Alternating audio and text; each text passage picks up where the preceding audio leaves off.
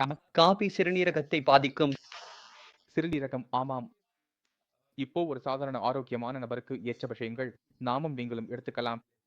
சரி, அதை சிறுநீரக நோயாளி எடுத்துக்க முடியாது. சரி. சரி, என்னென்ன விஷயங்களை சிறுநீரக நோயாளி எடுத்துக்க கூடாது? வெல்லம்.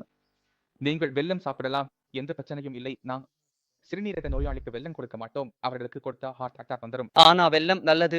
சர்க்கரை வேண்டாம். வெல்லம் சாப்பிடு என்று சொல்வாங்க. சிறுநீரகம் நன்றாக வேலை செய்பவர்களுக்கு தான் சரி, 1 வெல்லம். வெல்லம் நல்லது.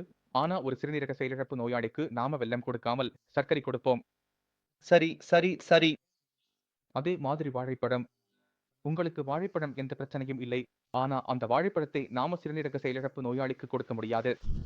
மாம்பழம் நீங்கள் சாப்பிடலாம். ஆனா சிறுநீரக செயலிழப்பு நோயாளி சாப்பிட முடியாது. தக்காளி நீங்கள் சாப்பிடலாம். அவர் சாப்பிட முடியாது. அதனால் சிறுநீரக செயலிழப்பு நோயாளியின் உணவில் நாம நிறைய மாற்றங்கள் செய்ய வேண்டி வரும். அப்போதுதான் அவருடைய வாழ்நாள் நல்லதாக இருக்கும். அவருடைய வாழ்க்கையில் சிக்கல்கள் வரக்கூடாது.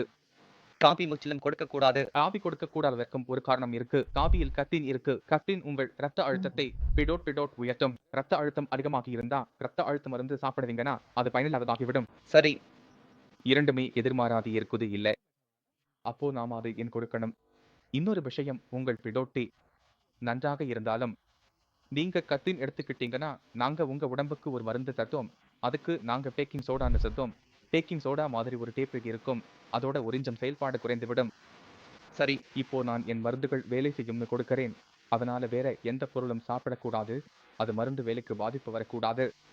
அதனால தேநீர், காபி எல்லாம் நம்ம நிறுத்தணும்.